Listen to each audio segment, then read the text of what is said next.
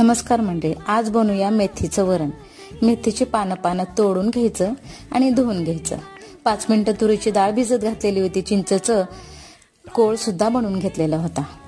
बरं, गॅसवरती काय करायचं, कुकर ठेवायचं, तुरीची डाळ त्यामध्ये टाकायचं, पाणी, टोमॅटो आणि मेथीची पानं धुतलेली टाकायचं आणि 5-6 शिट्ट्या करून झाल्याच्या नंतर एका पातेल्यामध्ये काढून मीठ टाकून हटवून घ्यायचं।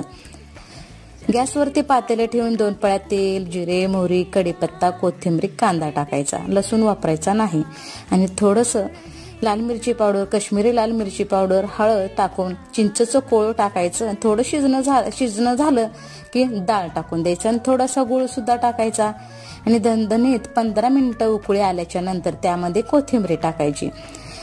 हे वरण भातासोबत, भाकरीसोबत, चपातीसोबत अप्रतिम लागते। बरं, प्रत्येक गावाला वेगवेगळ्या